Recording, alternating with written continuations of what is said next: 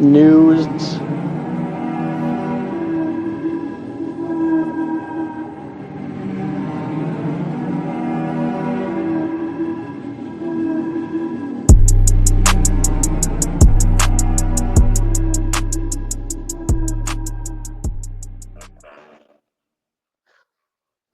Howdy, folks. Welcome back to the Batcave, our series on everything Batman related. As always, I'm Blue, and I'm here with Steve. That's always weird to say. I'm not gonna lie. It's because I don't know. I can't just refer to you as Dad, but that's weird. Anyway, I mean, you could. we're here to talk about Batman. I could, but I don't think anybody else. Okay, let me rephrase that. Nobody should be referring to you as Dad. In the case of Rebel Rock Radio. That is true. Whatever you and JD do in your free time, that's on you. I don't want to know. I don't know what you guys talk about. God, did you hear that voice crack? Jesus Christ. Yep. Anyway, enough dilly-dallying. We're here to talk about Batman. As always, this is our Patreon exclusive, not exclusive, our Patreon series that we put on YouTube as well. You get it first here on the Patreon and then over on the YouTube. So to our patrons, thank you so much for giving us money, I guess. Yeah. And for anyone on YouTube, feel free to subscribe. It's podcasts on Tuesdays, and every once in a while we do these, and there's just a whole lot of good stuff. And there's a link right there, bio.link/Rebel Rock Radio. You can find us on all the socials, get our YouTube channel there. You can figure out where, if you want to listen to us on audio, has all the links to that. And it also has a link to our Discord channel, or actually that's a Discord server, I guess. Yeah. Also, it has a link to our merchandise site. Buy a shirt. Yeah. And it has a link to our Patreon. Yeah. It's $2 a month, and you get all sorts of cool exclusive content. Sorry, my first instinct was wrong. I almost said sexy exclusive content, and again, what you do in your free time is I gotta stop. Sexy content. I don't think that's how I would describe the podcast, to be honest. There's nothing sexy about Star Wars. Well, anyway. We don't just talk about Star Wars, which does bring up another interesting point. So if you like this Batman show that we do, there is also plans to do a Superman related series. Oh, did you find someone for that? Yeah, I think JD's going to do it with me. Oh, okay. So like the regular. Yeah, JD's a fan of Superman, so we probably won't do one as often as we do this Batman thing, but I'd like to talk about Superman, but I just don't think I don't have the same attachment to Superman as I do to Batman, you know? It's all good. It's all good. Like, it's just one of those things that's like, I like Superman. Absolutely love the character, but I have nothing to say. That's all right. I have nothing nice to say. I'll say that. I have nothing to say that isn't, I like Superman, here's everything that they're doing wrong with Superman, you know? The show is very positive and very constructive criticism. Keep in mind, though, Bendis is not doing the writing anymore. I know. I'm just saying. I just in general, it feels like not a lot of people know how to write Superman, and I don't feel like I have the right energy for Superman as I do for Batman. Because for Batman, I'm very positive. I'm very like, yeah, Batman, they're doing well. With Superman, I don't have that sentiment, and you know, like. The guy that's writing Superman right now is actually doing a pretty good job. Well, that's good. I'm glad to hear it. There are rumors, mind you, that a very good writer that is near and dear to both of us Yep. might be taking over Superman writing duties. So. Well, I'd love to see that. I'd like to see some good characters get some good writing. Yeah. We have gotten kind of off topic though. Yeah, but today we're going to be talking about Arkham City. Which I mean, speaking of good writing, that's next episode. The second entry in the Arkham video game. Well, hold on. We have some segments to do first, don't we? Yeah, I was going to say we've got that, but then before we get into that, we have before we get into our main topic, we have our little segments. The first of all being Bat News. What do we have this week? So, as far as news goes, there's nothing really new to talk about, but we got some new releases. There were a lot of Batman and Batman adjacent books that were released this week. There were a total of 8. So, of the 8, I only subscribed to 4 of them. 8? God damn. Yeah. Big week in Batman comics. Exactly. So, the first one we have is going to be Detective Comics number 1091, written by Tom Taylor. Ooh, Tom Taylor. I like him. Yeah, he's good. Full disclosure, I have not read any of these yet because they just came out today. This is the news, not recap hour. Yeah. Second is Nightwing number 120. I didn't know you subscribed to Nightwing. I do. It makes sense. I'm not saying, and that's not like a diss against you. I'm just saying I didn't know. Tom Taylor used to write this, but starting with 119, Dan Waters picked it up. Nightwing? Yeah, picked up Nightwing. But the one that came out today is 120. I think that's where I got into Tom Taylor. Just a weird aside. I think that is what I know Tom Taylor from is he did some Nightwing comics. I think he did the start of Rebirth Nightwing, if I'm not mistaken. I think you're right. Yeah. That happens pretty often. Well, I wouldn't say that. Next next one we have is Batman the Long Halloween, the Last Halloween, number 3. Yeah, they're doing another Long Halloween. It's called The Last Halloween. Yeah, issue number 3 came out today.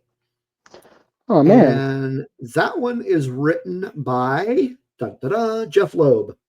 I was gonna say there's really only one person that could write it. There's only one person that's allowed to write Long Halloween. Yeah. Well, allowed is a strong word. DC will do anything for money. No, I'm saying allowed. Morally, there's only one. Yes. And that's Jeff. Okay. Next one is Justice League Unlimited number 1. Oh, they're doing a new Unlimited series? They are. And that is written by Mark Waid. If I recall, at one point Azrael was I think near the start of Rebirth, Azrael was on the Justice League Unlimited. It was like a space thing. I think you're right. Yeah. Let's see. Well, that should be interesting. I mean, what is next? Okay, so those 4 that I just mentioned, those are the ones that I subscribe to. Here are the Batman and Batman adjacent that I do not subscribe to, and just no particular reason why I don't. I just don't. it's just one of those things. Yeah. First one is Harley Quinn number 45. Yeah, I could have guessed on that one. That one is written by, never heard of this guy, Elliot Collin. Yeah, I don't know who that is. Couldn't tell you. Yeah, couldn't tell you. I'm sure it's a fine comic. I think not really interested. Yeah, that's one of those things where it's like there are some things that you're not into, where it's just like, yeah, it's just one of those things. Yeah.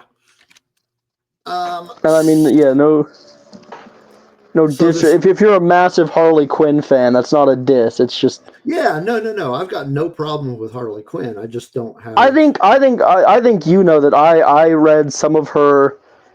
It was either Rebirth or New 52 stuff, and I think there's some really good Harley Quinn stories. Yeah, there really are.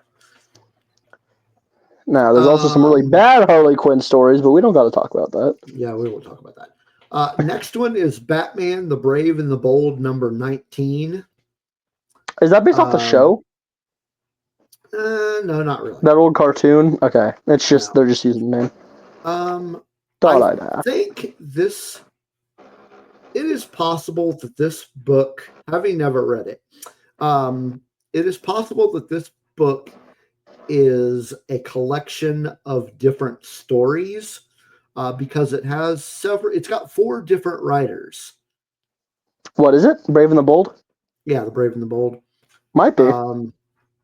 So this one, I'm going to say at least 3 based on the summary on League of Comic Book Geeks. It seems like there's at least 3 stories. So, Interesting.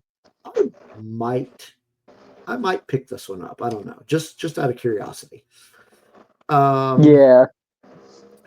The next one that is a Batman adjacent is where'd it go? Oh, I've never heard of that one. Who's it about? Batman Wayne Family Adventures, number 140. That is also on. I have some knowledge of this. That's a webtoon that centers around like kind of their non-cape life. It's more cutesy than it is Batman-y. So I completely get why you wouldn't read it. Yeah. It's a little too Tumblr-y for me, which is something that you will not understand what that means. I know you know Tumblr, but I don't know if you know what Tumblr-y means. I kind of get the gist. Yeah. It's kind of, yeah, I'm just not that into like, yeah, it's Tumblr-y. If you're into that, by all means, it's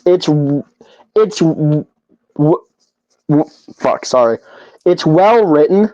I will give it that. The writer is good. The art is fantastic. I'm sure if you're looking at it, you've seen it. I like the art a lot because again, I'm the visual person. But I'm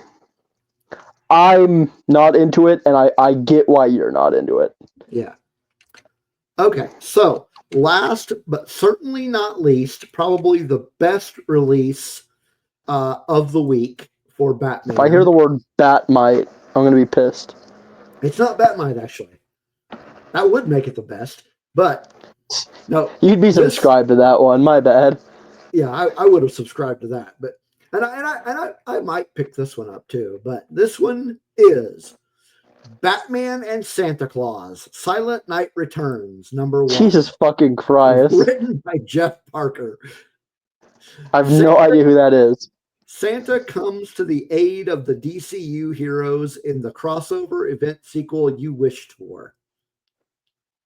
And I didn't wish for that. And you must have been extra good because a wintry mix of DC's wildest characters arrive this time to face a powerful foe, the Silent Knight.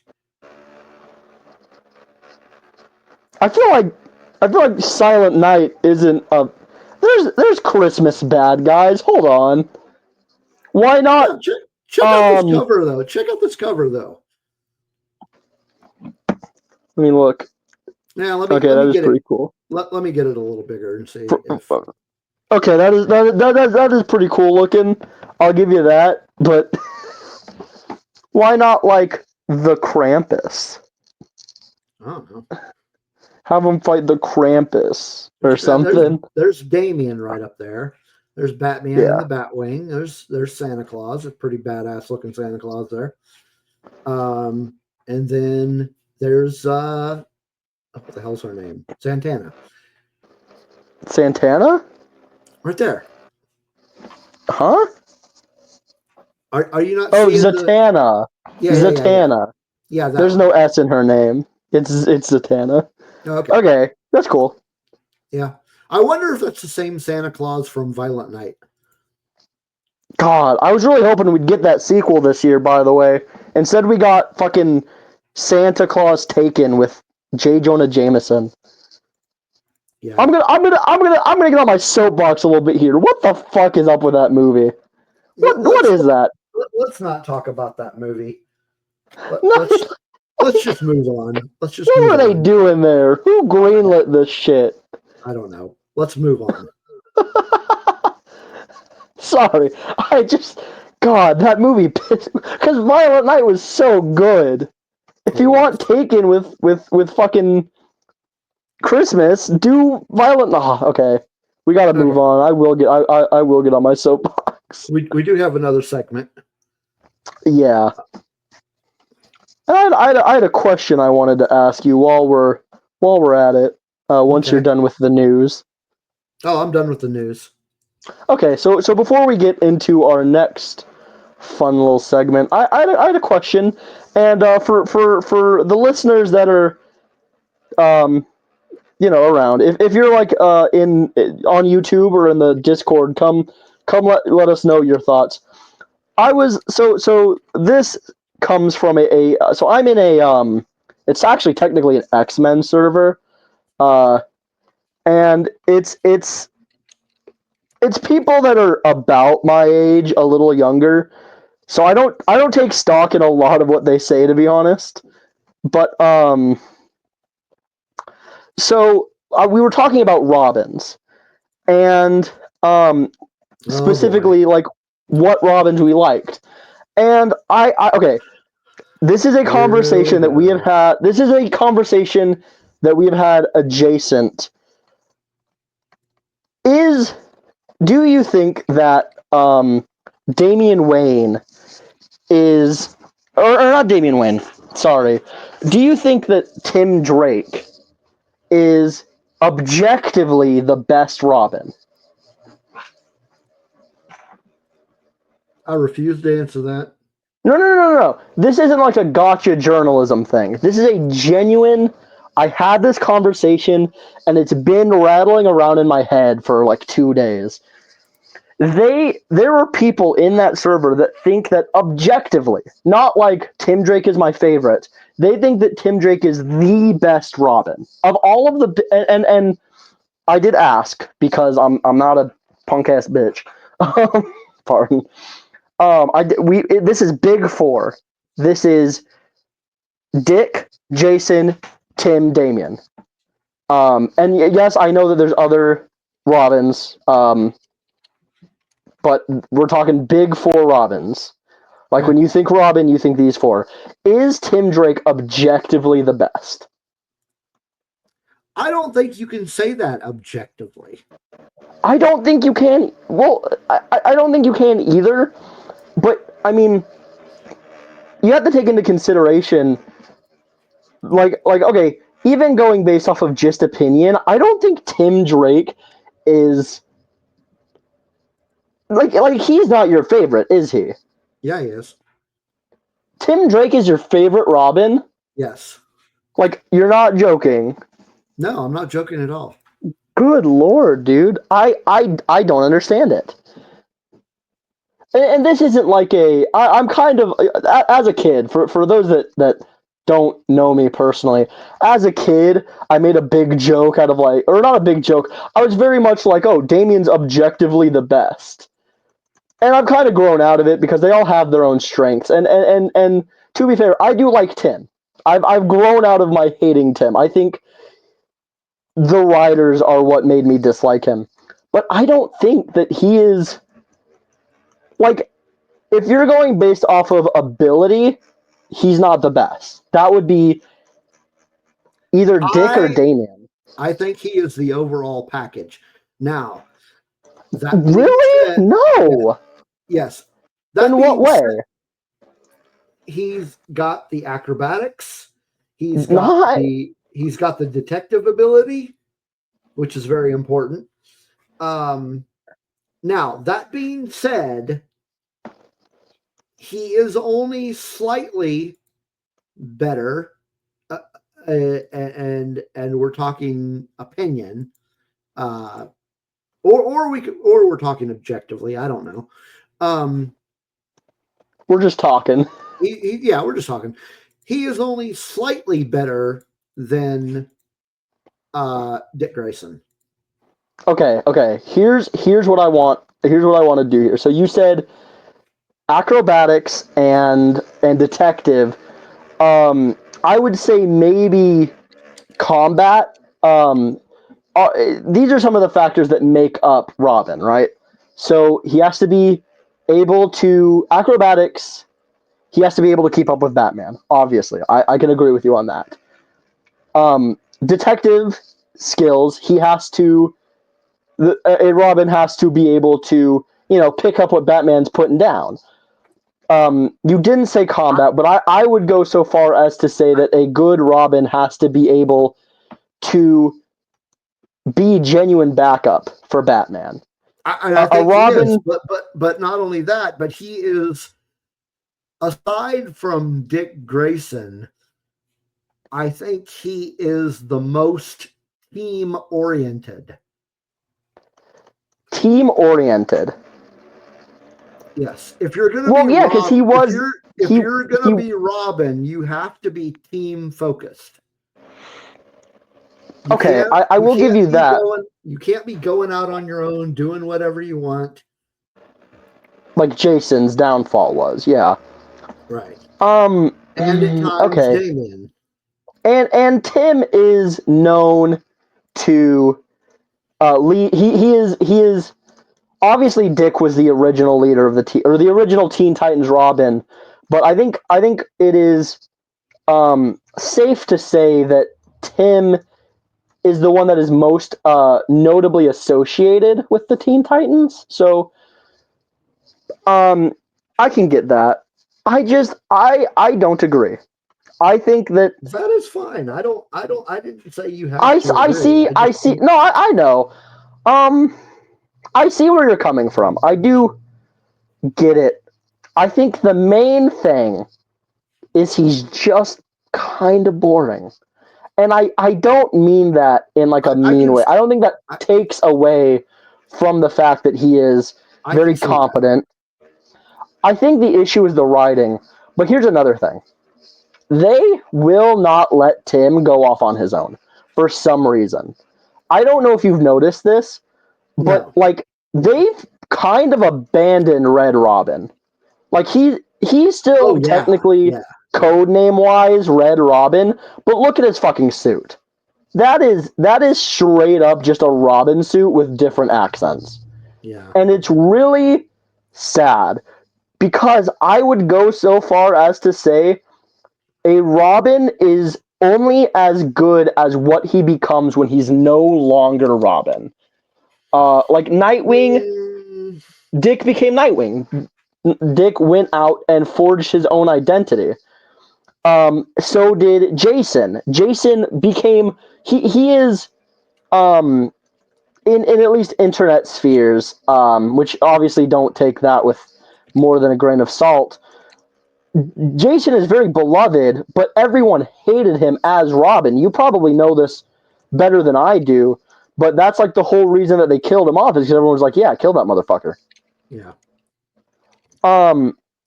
But then when he became Red Hood, he was more beloved. Even Robin, or sorry, not Robin, obviously we're talking about Robins.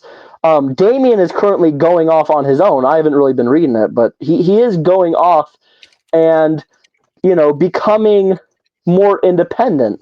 And so I think a big part of being Robin is the ability to go off on your own, and they're just not letting Tim do that. And I think it's fucking bullshit. I would love for Tim to gain his own identity. That is something I will go out on a limb and say they need to like let him have his own identity. They need to stop just they've kind of relegated him to the backup Robin. Yeah. And this is not the topic. I I had this topic in my head, or I had this thought in my head for a couple days, and I wanted to I mean, run it past you. To be fair, it is relevant. Kind of. Well, relevant in this is a Batman show. Oh, so. Yeah. I mean, I know that. I'm just saying, in general, I've had this rattle, because I don't know. They don't, these people, they didn't even, okay, I say people. These kids, like, they didn't really have decent reasons for why they thought Tim was the best, so conversating with them was like talking to a teenager. Oh, wait.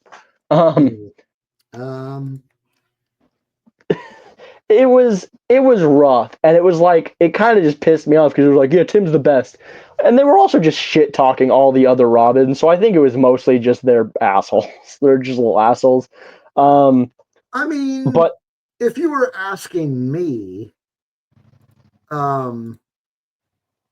as Robin, not as a character, but as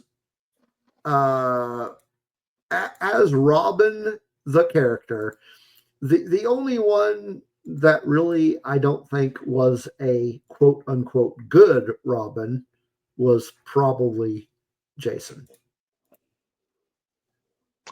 A good Robin. He was a much better.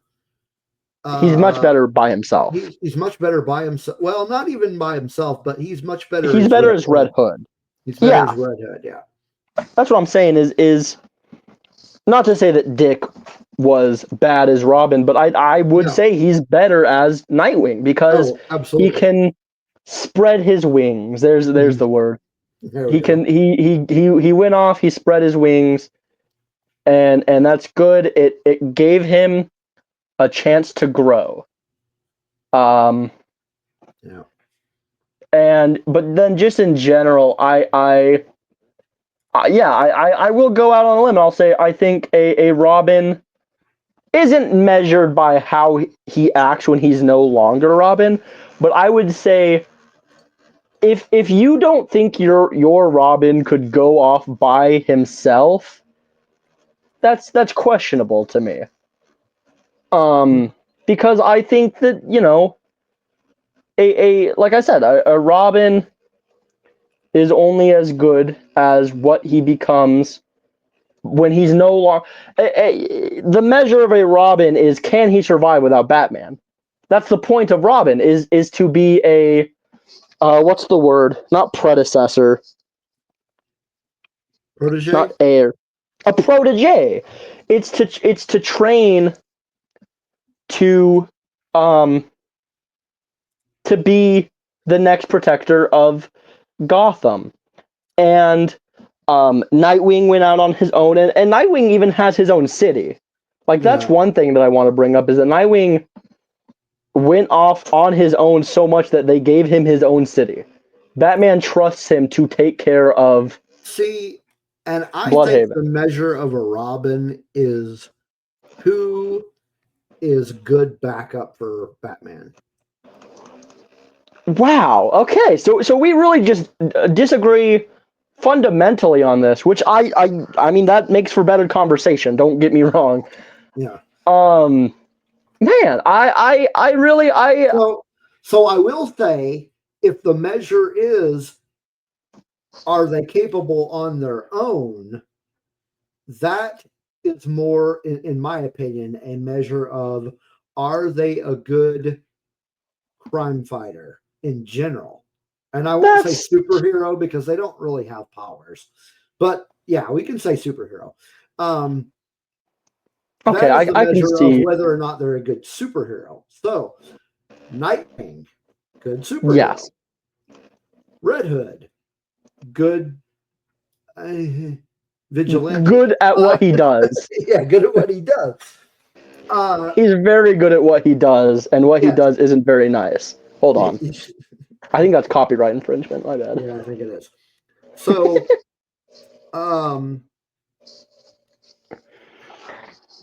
Red Robin had potential, but his potential is seen more as leader of the Titans. So really, And if going based off of if we mix our kind of what's the word viewpoints, if we put them together, you could almost say that while the others are good superheroes, Tim is the best Robin because he is good backup for Batman. He is a good protege. he team focused. Yes. He is a good partner for Batman, which is what Robin is supposed to be. Okay, you know what? This was a good conversation. This did put some stuff into perspective for me. I'm glad I brought this up. Yeah. Now, and if you got nothing bad about Damian, because he is learning. He is becoming a better player. Yeah, he's still. I think what's going on with him going off on his own is that he is. It's more of like a moody teenager. You kind of gotta let them go off on his own. It's the way he was raised. Yeah. He didn't have a normal family life growing up. Well, neither did the rest. I mean, I'd say the one with the best family life probably would have been Tim because he had a dad for most of his backstory. Sure. To be fair, but I mean, like Dick was born in a circus. Right, but he was eventually adopted by Bruce Wayne, so he had a family. Damian spent his formative years as an assassin. As an assassin. That wasn't really a family.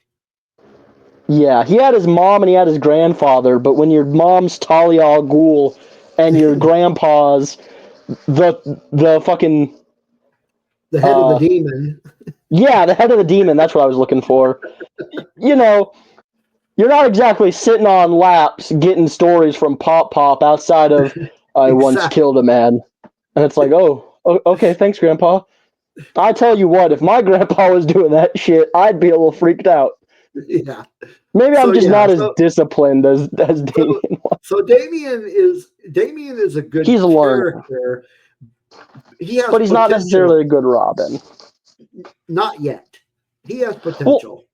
Well, he had, I think one other thing is it feels like one major issue with him being Robin is his relationship with Batman. Because again, he didn't grow up around Bruce. And additionally, I think pretty early in Damian's, comic book existence, he died. And then at one point, Batman died and Dick was Batman. And so it's kind of been a little bit of a clusterfuck, to say the least, as to being Robin, because he hasn't been a Robin to. He's been a Robin to Batman, but not the Batman. Right. Okay. Overall, Damian is, like I said, he's got potential and he's working on it. But I really got to say that as Robin, Tim Drake is the best Robin. This was a much better conversation than I was having with those teenagers. I'll tell you what. Well, those teenagers don't have the background, years of experience, the years of background in the characters that I do. Well, you say that, but when I was 14, I was doing pretty well for myself, comic book knowledge wise. Okay, I think it's mostly just not everyone. Your typical has teenager. What are you saying? When you have a comic book nerd as a dad. Yeah. You're kind of fucked for life on that one. I mean. No, you go with it. Yeah. I will say, I probably know more about Star Wars history than I do about American history. I don't see that as a problem. Let's move on to our game. Yeah, so we do have a podcast to record. But I did want to say, if you have thoughts, please come let us know. I want to hear. I personally, this isn't just like a a sniveling podcast thing. This is a genuine, like, come tell me your thoughts. I welcome the discussion. If you're in the Discord, you've probably spoken to me at some point. If you're in YouTube comments, just come let me know. I'm curious to see what you guys have to say. I like discussion. So talk But to us that about being said, Robin, talk to us about Batman. Tell us why you think Otis is the best supervillain. Whatever. What'd you say? Who is the best supervillain? Otis. From the old Superman movies? From the 1970s Superman movie. Calm down, Otisburg. Okay. That's a good one. I'll tell you what. But anyway, yeah, we got to do our character roulette. So, for those of you that are just tuning in, or for those of you that aren't just tuning in, we play a little game here in the Batcave, where we pull up the old Batman Character Encyclopedia. I give a random number between 1 and 242. No, I want to say between 4 and 203, because we're not going to talk about the table of contents. Well, why the fuck not? Just kidding. Anyway. So yeah, I'm gonna go with 98. 98. Okay. That might. No, I'm kidding. I would have lost my shit because weren't we like? Yeah, I just referenced Batmite earlier. All right. Oh, this was a good one. Tim Drake. No, that would have been awesome, but no. That would have been hilarious. No, number 98 is former District Attorney Mr. Harvey Dent, Ooh, Two-Face. Okay, I can dig it. What to say about Two-Face? There are simply too many things to say. Eh? Yeah. So he was a district attorney. Yep, a lawman, till he met with an unfortunate accident. Yeah, he got some acid sprayed on half his face, and he became what is the word? A little bit insane. He became insane, definitely. He became obsessed with the number 2. Yeah, with duology. Well, not duology. Binary. I don't know. Carried around his special coin, and everything that he did was based on that coin. Yeah. So I was not a fan of the Schumacher version of Two-Face. Tommy Lee Jones. I do like the actor Tommy Lee Jones. I just did not. Yeah, you're a Tommy Lee fan. I just didn't like his Two-Face, and I don't think it had anything to do with him. I think he would have made a good Two-Face, but he suffered from the same thing that pretty much everything in the Schumacher Batman universe suffered from, and that was Schumacher. Yeah. The writing, the direction, they're really. It was just rough. It was bad. And then we go on to Christopher Nolan. I'm looking up. That's Aaron Eckhart, I think. Yep, I'm pulling up the Wikipedia. Am I right? Hell yeah. That's right. I liked that one. I liked him. I think they brought him into the series too early. No. Let me back up. Let me say it differently. I think they brought Two-Face into the series too early. Okay. But that is where I will agree with you.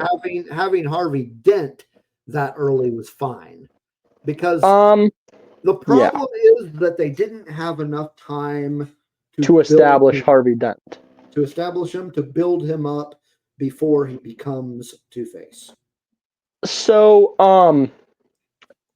steering away from the movies for a second, one of my sorry, not one of. My favorite Two-Face comic is, and everybody ever will immediately say it all together. It's Long Halloween.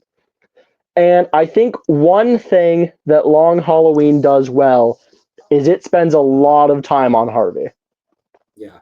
He is he in the Long Halloween, and even in a lot of just Batman comics.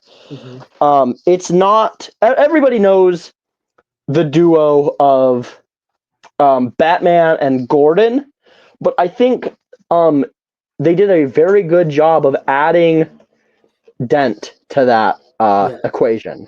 Batman beats him, Gordon locks him up, and Dent keeps them there. And I think that is a very big part of what makes a good Harvey Dent. Yeah. The Harvey Dent in year one was pretty good too. True. Which, by the way, if you're curious about year one, we did an episode on it. We did. But yeah, I think that's just something. And you brought up bringing him in early, and I was getting ready to get up in arms about it. I think that having Dent early in Batman's career can do wonders for the characters. I mean, but yes, if we're going to be honest, they should have brought him in Batman Begins. Exactly. That is exactly what I was going to say. Is you have to let Harvey Dent simmer. It's simmer. Simmer's right. You gotta let him build up. You gotta introduce the White Knight before you can introduce his shadow. Right. You know, you gotta show why the man is. You gotta build the man up before you can break him down. Right. And that is a major thing that they did not do in the Dark Knight trilogy, which I will say I'm not opposed to. It just it dampens my jive a little bit. Okay. So to speak. I gotta say, one of my favorite iterations of the Two-Face character, though, is actually, it's in the main topic tonight. Ooh, yes, love Arkham, Two-Face. Yeah, I think they did him spectacularly, and we're not. I don't think we're gonna end up talking in depth about any of the characters. But I think that they did a fan. What? Maybe not you. Oh, okay. My bad. My apologies. No, but yeah, I think they did an amazing job. Even in Arkham Knight, he's fantastic. Even though he takes a little bit of a side role, they do him in a good way. Yeah. They even his reaction to the big twist of Arkham Knight, which we'll get into next episode. I'm not going to get into that now. Yeah. It's very Dent, and I like Dent. You know what? I don't think I talk about this enough. I actually really like Two-Face. That goes hand in hand with liking Long Halloween. But this is something that I don't think you like. This isn't like a pre-established fact you know about me. Like, you know, I like Damian. You didn't know I liked fucking Two-Face. Two-Face is fantastic. He is one of my favorite Batman villains. Which is something, because I like Batman villains. I like Batman. Even more than Batmite? Wow. Infinitely more than Batmite, arguably. No. The only good Batmite appearance is in Batman R.I.P. when he genuinely doesn't exist. No. Batmite is the best. Good lord. But yeah, I like Two-Face. I like a lot of Batman characters. And I don't get a lot of chances to talk Batman outside of this podcast because a lot of my friends aren't really into comic books, unfortunately. I don't know how it happened. Your friends are the wrong kind of nerd. Dude, you could little side tangent. I genuinely attempted to get my friend Stevie into Batman Arkham, and it just didn't work. And that kind of frustrates me because they're like, "Oh my god, you gotta look into this," and like I watch all sorts of shit for them, but this motherfucker can't go online and Google Batman Arkham playthrough. Yeah, I'm gonna tell him to watch this episode so that he can hear me shit talking him too. Get that fucker off screen, goddammit. Knock off. But yeah, I have acquaintances that like comics and friends that don't. It's very strange. I'm an interesting fellow. But yeah, I like Two-Face, and I don't get a lot of chances to talk about him, but he is... I will say, he is one of my crucial Batman characters. I think I brought up this concept a little bit ago, and like a few episodes ago. Mm-hmm. I think that there are certain characters that are essential to Batman, and Two-Face is one of them, because as Dent, he represents the law that Batman wants to withhold. Not withhold. The law that he wants to protect. The law that he wants to keep together. And then as Two-Face, he represents the failures that Batman does. A reminder of his mistakes. And I think that it's a fantastic character. There's a lot of really good iterations of him. There's some bad ones too.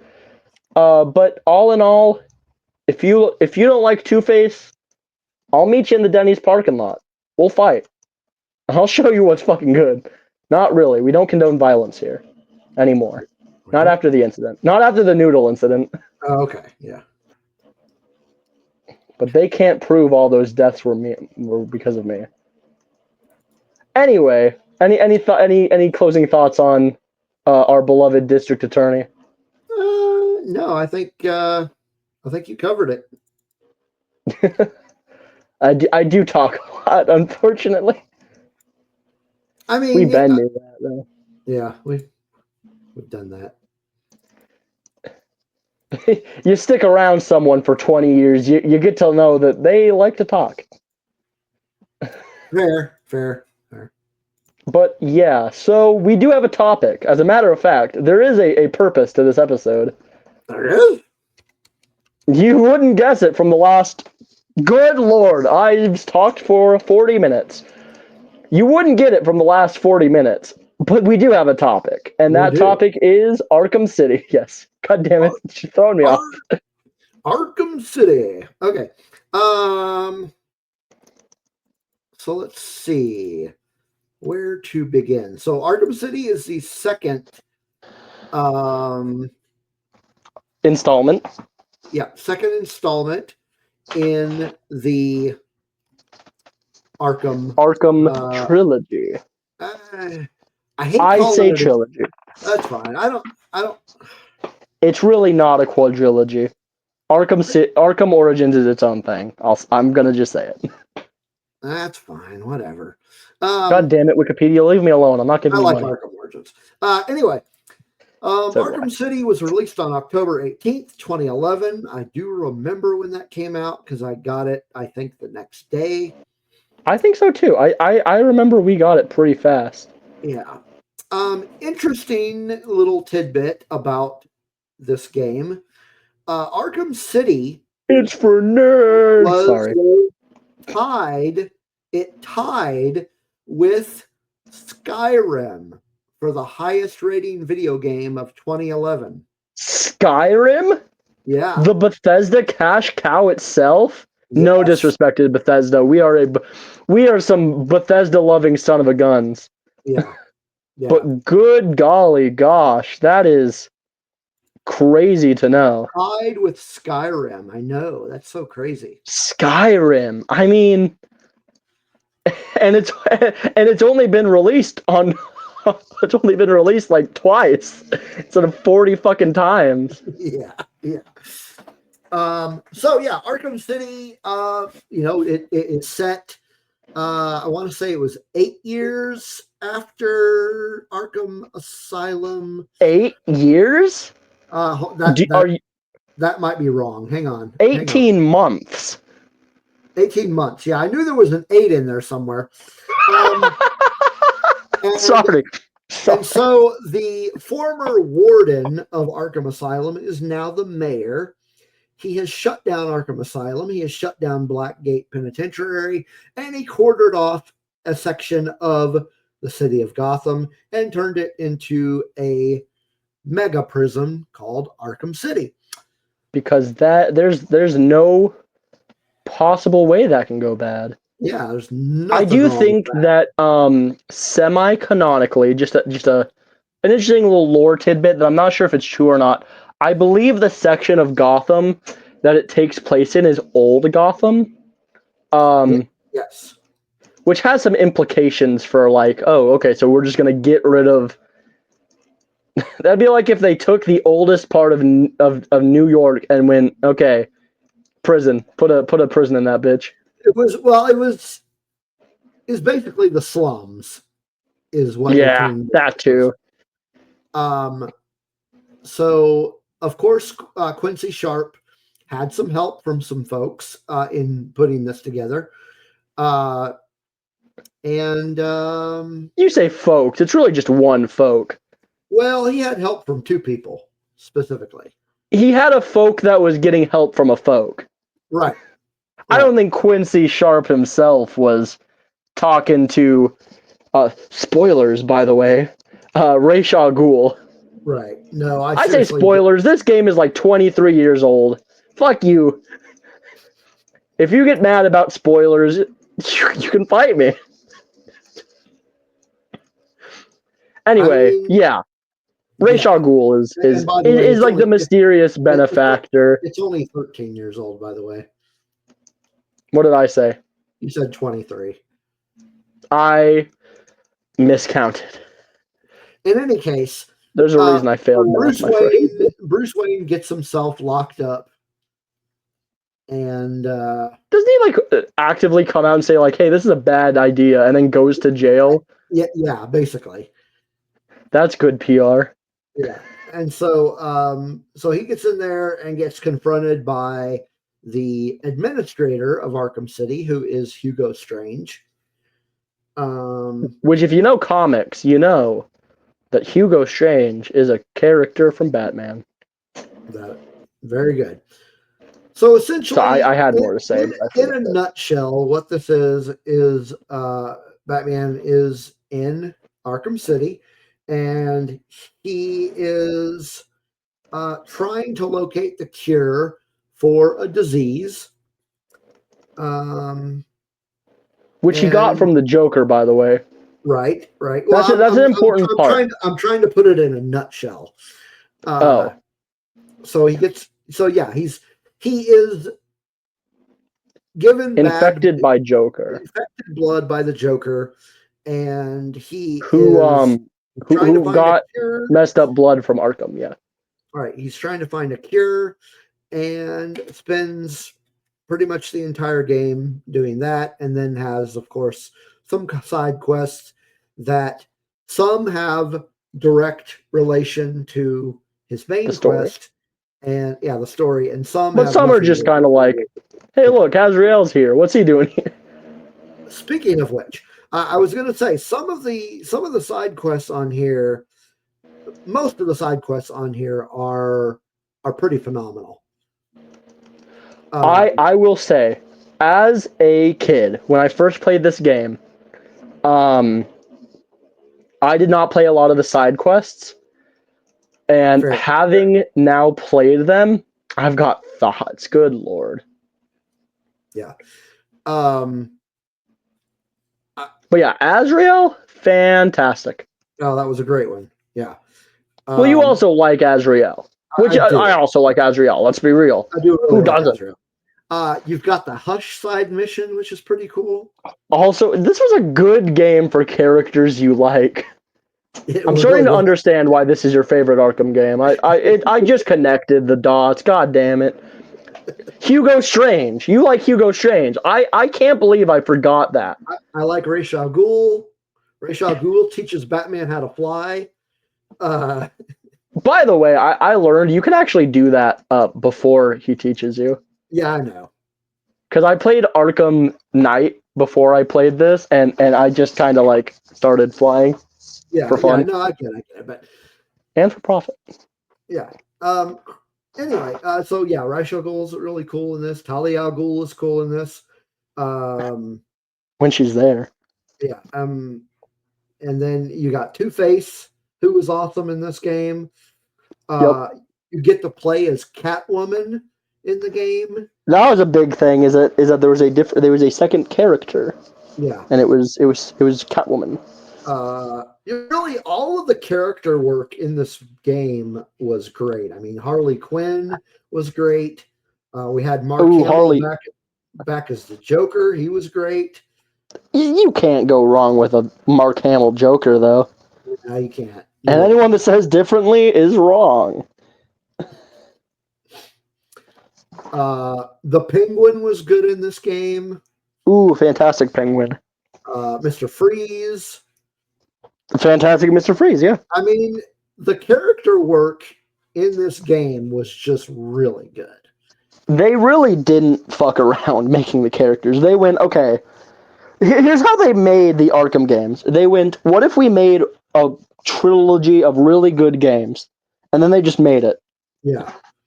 I mean, every character, I will say, Arkham has some of the definitive, like, characters, like iterations of characters. Batman himself, I would almost say that he's either one or two top 5 on my list of top 5 favorite Batman iterations. He's either one or two. Yeah. As is most of the characters in the game. Is you show me an Arkham character and I'm good to go. Yeah. Man, who else? They had a lot. They had Solomon Grundy. They had Solomon Grundy. They had Victor Zsasz. They had Bane. They had Poison Ivy. They had Oracle. Poison Ivy was in this game. You're right. Yeah. Oracle was in the first one. A lot of these were in the first one, but you get more. You get more of them. You get to see them outside of the prison and see them in kind of their natural crime habitat. Mad Hatter was in this one. Dude, that side quest was kind of bad. Yeah. It was like a one-off, and I just had to... I said most of the side quests were good. But yeah. Even, I mean, he didn't really have much involvement in it. But Calendar Man was in it. Oh, yeah, he's just in the courthouse, though. Yeah. But yeah, the character work was amazing. Oh, Deadshot? Yeah. Oh, that quest. That's actually one of the ones I have thoughts on. Yeah. So it was written again by Paul Dini. The fantastic Paul Dini. And the artwork was done by David Hego. Hopefully, I'm pronouncing that right. Probably. But yeah, it was. I just really like this game. You do. I will say this is a very. I've known since we incepted this series that this was going to be an episode that you had some strong feelings on. That is actually why I went back and played the game. I went. This was my, and it still is. I will say, through no fault of its own, it's still my least favorite of the Arkham trilogy, but less so now. But I went back and I did my due diligence and I played the game and I played some of the side quests, and I knew that this was the episode that was going to be one that you had stuff to say. Well, let me ask you though, since your replay, how has your opinion of this game changed? Okay, so when last week I talked about how I'm going to have some thoughts about the art direction. I still do. But one of my least favorite things about it was the gameplay felt lackluster. Going from Asylum, which is really the basis, but in a very good way. It is the foundation of how it improves. And then Arkham Knight, which is the mechanics at their very peak, at their most flowy and at their best, Arkham Knight. And so replaying City, it just felt like it was kind of its weird teenage years where it didn't know it was an in between. But then, and this is going to be an interesting thing for me to say, I started to really pay attention to what I was leveling up in the skill tree, and I started to unlock combos, and that really spiced up gameplay for me and changed. It partially changed my opinion. I like it a lot more now that I realize that they were trying to get you to build combos. They were trying to make you improve. And I won't say I've fully forgiven it for feeling like, the clunky teenage years. But I won't say I've forgiven it. But I will say I understand it more now. It's less of a full, like, I'm okay with what it is, but more of a I understand it. And understanding is half the battle, as G.I. Joe said, or whatever. I don't know. I don't think there was actually a character named G.I. Joe in that cartoon. I don't think so. But you get what I mean. Is understanding it's a big part of enjoying something for me. And now that I understand, like, okay, they were trying to go for, something different. I have a newfound respect for the gameplay. Story-wise, full new appreciation for it. I did not like the story originally. Do you want to? You're gonna think this is funny. Do you want to know why I didn't like the story? Sure. I was skipping all the fucking cutscenes.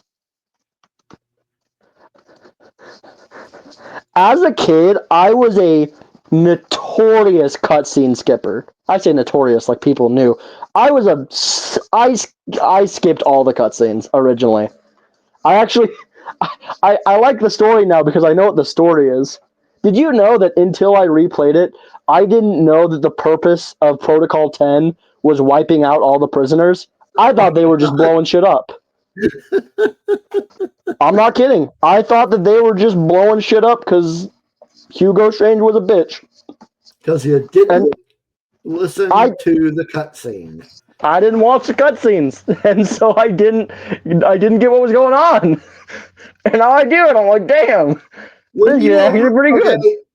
So on the topic of cutscenes, when you played it originally, did you know that Ra's al Ghul died in it? I did not, and what's even worse is I didn't know that Hugo Strange was working for Ra's al Ghul. Oh my gosh. Because I never watched the cutscenes. And I watched it and I went, oh my god, he was working for Ra's the entire time? Like this is some new information? I'm sitting here like, oh my god, this is insane. What's going on? I didn't know any of this. Okay, Dave. This isn't a joke, by the way, guys. I know you guys want to believe this is a joke. It fully is not. See, I love the story in Arkham City. I get it now. I get why. There's just this story coupled with the gameplay gave you, not that Arkham Knight didn't, but this game gave you a sense of urgency. Like, yes, I'm infected. I agree. Oh crap, I need to get this done so I can save Gotham because it's highly likely that they're all going to get infected too. So you know what got me about the urgency? on that topic, I played a lot of the game. I played the game in really like 3 sessions. One was completing about half of the story, watching all the cutscenes, and these were like long sessions. I did one session of playing the story, another session of playing the story, and I was like, okay, I'm gonna play some. I got time before the episode. I'm gonna play some side missions. Playing the game like that, because I used to play games in like 30-minute intervals. Yeah. Yeah, I remember that. And so playing it and having Warden every like 20 minutes be like, Protocol 10 will commence in 10 hours. I'm like, already? Shit. I'm freaking out. I'm like, oh shit, he's going to activate Protocol 10 and start blowing shit up. And I don't know why, but I'm gonna. Like, it was a real, like you said, it was a sense of urgency. I was like, oh shit, I'm not Batmaning fast enough. What the fuck? I felt rushed. Come on, Hugo, give me a minute. I'm trying to collect all these fucking Riddler trophies. Oh, you know what? We're not even talking about that. Because fuck Riddler. Fuck the Riddler. And his trophy. Fuck Riddler and his trophies. Those are my least favorite thing about these Arkham games. Tell him how you really feel. Goodness gracious. Screw him. Fucking all these freaking Riddler trophy fucking puzzles that you can't figure out. Hello, Batman. Shut the fuck up, Riddler. He sounds like he's on Reddit. Riddler, me and my friends, we came up with a bunch of like bits, and one of them is that the Riddler is the Redditor, and he goes, Reddit me this, Batman, and that's the joke, and nothing changes because he sounds the exact same. Fuck the Riddler. I don't like the Riddler trophy mission. I will say, it is a damn good portrayal of Riddler. It is. So again, character work is top notch. I just don't like that side quest. You just don't fucking like the bastard. It's a pain in the ass. Character's good. Don't have to fucking like him though. No, don't like him, and I don't like his games. Fuck that. Riddle me this, Batman. So, because of that, I have never 100%ed this game. Same. I'm planning to, at some point, probably not in between episodes, I'm planning on 100%ing Arkham Knight, which is going to be the hardest because I hate myself, but it's my favorite, so why not, So, but yeah, fuck the Riddler. Much like your opinion of Arkham City has changed since replaying it, and you're going to hear about this more on our next episode, but my opinion of Arkham Knight has changed since I honestly cannot wait for that, because I have a good feeling that we're going to have a similar experience. We're having similar experiences these episodes. We've both gained a newfound because this was like a not hot button topic. Yeah. We weren't like fucking Homer and Barding this shit. Not after the noodle incident. Noted. But it was like it was a bit of a topic, We both had our favorites. We heavily disagreed on which one we liked more. And so I think that this these episodes and even this show in general, because of the Dark Knight, or not Dark Knight Returns, the Year One episode, I think we're both getting a new appreciation for each other's favorite Batman related shit. Yeah, I can't wait till we do Hush. But yeah, I can't wait for us to do our episode on Hush. I can't. That's just going to be like, yeah, I like Hush. I also like Hush. The comic book, not the movie. What movie? There was a movie? I don't recall there being a movie. No, there was not. There was not. I believe I would know if they admit a Hush movie. After all, it's such a classic Batman story, and messing it up is comparable to war crimes. Not comparable. It's worse. But yeah, Arkham City. I think actually experiencing Arkham City definitely, it changed my mind. It changed my stubborn old mind. I like it. I never like hated it. Let me be clear. I'm not really no, I am a hater like that, but I never hated this like that. It was just more of a I could take it or leave it. But now because you were skipping the because I'm fucking skipping cutscenes, not paying attention to shit. I'm just hitting X. You're not understanding half the story. I'm just hitting X and hoping shit happens. I that being said, I've gained a newfound appreciation. I really like it. I don't think I could. I don't think it's take it or leave it anymore. I think it's take it and you'll take it and you'll like it. Take it and like it. That's my new philosophy. That's the rule I live by. What is one of your favorite? What's the word I'm looking for?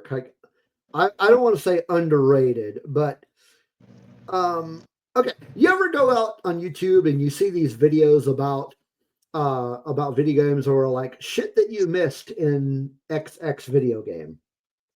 Yes. I spend a lot of time on the internet. Like what is one of your favorite things that you might not realize about things you might have missed if you didn't pay a whole lot of attention in this game? What one of your favorites? Did you guys know that Ra's al Ghul shows up? I did. No. God. I'm making myself laugh too much. I'm ashamed of myself, but god damn it, it's kind of funny. That's a good question. I'm not prepared for this question. I did not do my homework, y'all. Mine is very it's very cheesy, but it's kind of humorous. Go ahead. And I don't know how many people actually don't know about this, but I had a conversation with somebody about it, and they're like,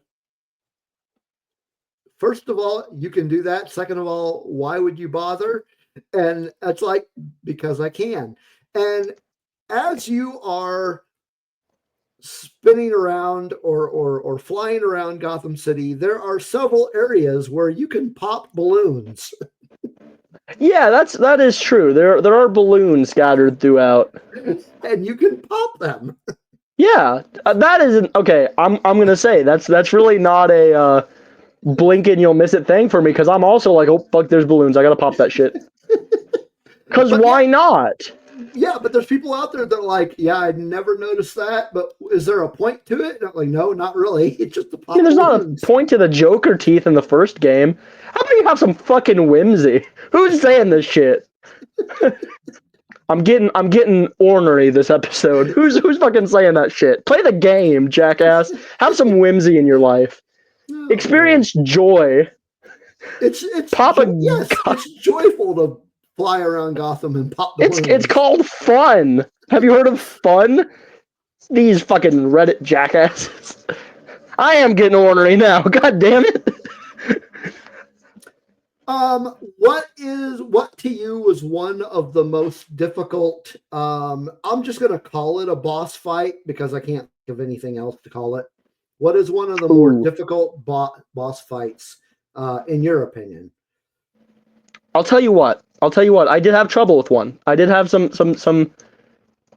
trouble with one, and it would be the Joker quote unquote boss fight where he brings in all his dudes, and it wasn't because it was necessarily hard. There were just a lot of fucking dudes. So the one that I think gave me the most trouble, and I don't know why. I can't, like, even going back and replaying this game, I still had trouble with the scene. But it is what it is. And it's not even a Batman part of the game. Oh when boy! Catwoman has to take out Two-Face in the freaking in the museum. In the museum? Yeah, she goes into the museum and she's got to take out Two-Face, but Two-Face has all his goons around him.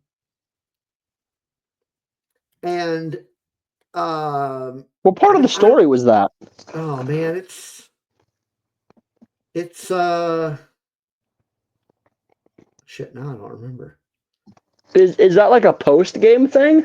No, it's during the game where you switch into being Catwoman. I think I vaguely remember that because he like shoots at you, right? Yeah, they all He's like, shoot "Order at in you. the court." No, it's not in the courthouse. It's in the museum. Oh, the museum. That's why I couldn't remember. Okay, hold on. Yeah, that's like right after the end of the game, right? No, it's not at the end of the game. I don't think. What's going on like right before it? I don't remember. Cause her house blows up right before it, right? Yeah. I got so confused during that part because I was like, wait, why am I going back to the house? And then it was fucking Two-Face. Yeah, I The remember house that. blows up, he stole your shit, and yeah, you gotta go and retrieve it. Maybe that is at the Okay, end of the game. I think it is at the end of the game, but yeah, no, okay. I remember that now. Sorry, it took me a second because I was like, oh man. It's kind of rough. I thought you were talking about, I think at one point you mistakenly said courthouse, and I'm like, oh shit, when did we go back to the courthouse? Yeah. But no, museum, yeah, okay, I get that one. Now when I originally played this game, like, back in 2011, Yeah, it's been a second. I seem to remember the hardest boss fight was the one against Deadshot. Deadshot's a fucking son of a bitch, I'll tell you what. Yeah. Not a fan of the Deadshot boss fight. Yeah, that was. I will say I got it in like a couple tries, but what kept happening is I'm like, okay, time to go, and then it's not time to fucking go. Yeah. I'm like, okay, he's not looking, and then he turns around and looks at me, and I'm like, okay, what the fuck do you want from me? Let's go fuck myself then. But, no, yeah, that wasn't as hard. I'm making it out to be a lot harder than it was, but most of the boss fights in this game are pretty fun. Yeah, I'll agree with you on that. Let me think. Was there any that I was like, I'm still trying to think of like what are those blink and you'll miss it things. Oh yeah. One I think I'm not sure. In the Crank Toys Co. Which is where you find Bane during the Titan quest. Right. Which funny story actually. That is one of the very few things I'm like, oh yeah, I remember this part of the story, which means I didn't skip through the Bane stuff. Of all the stuff I didn't skip, it was not Bane. Yeah, because it's fucking Bane, dude. I'm like, oh yeah, I remember this because he like betrays you, and he's like, oh, I want all the Titan, yummy yummy, and then you fight a bunch of guys. You don't even fight Bane, which is fucking horse cock. You're gonna show me Bane and then not let me fight him? Yeah, it's like going, hey, look at this delicious treat, and then not giving me the delicious treat. Like, what the fuck is wrong with you? Why would you not fight Bane? Yeah. You know what? I just thought of I'm not even sure if I would call this a boss fight. I just thought of another. I'll call it a boss fight for lack of a better term.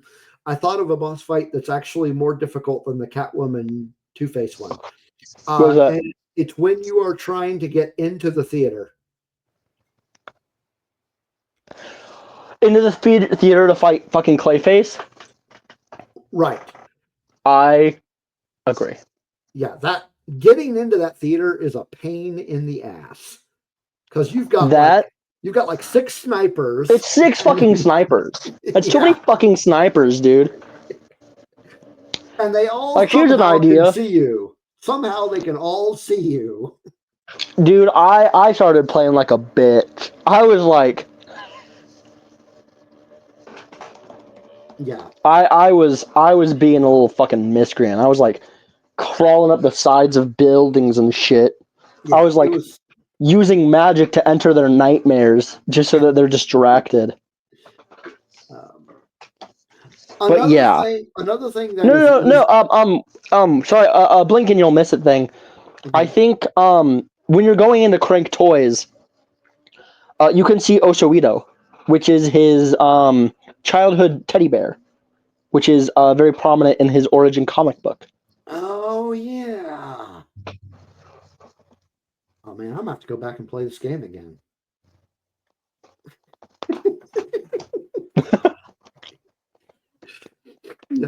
Another thing that I will say is blink and you might miss it.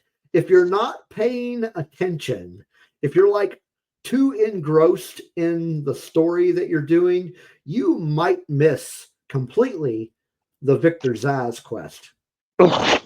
Oh, yeah. I didn't, because I already knew about the thing from the last time I played.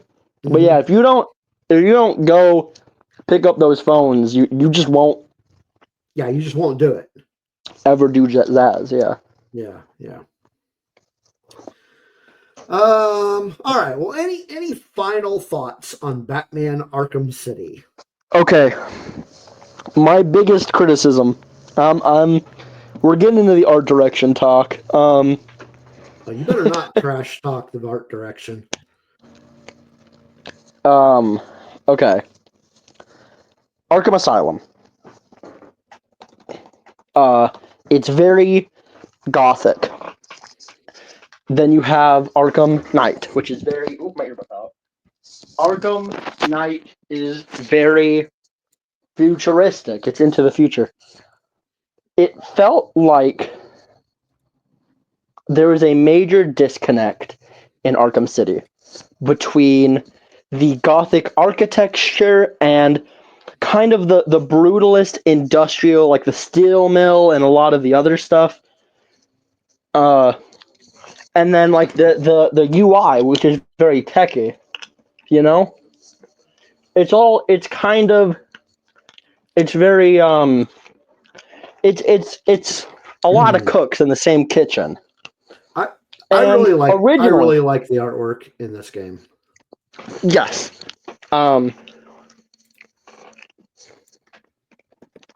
Holy cow, you know David Hago's been at Rocksteady for 20 years?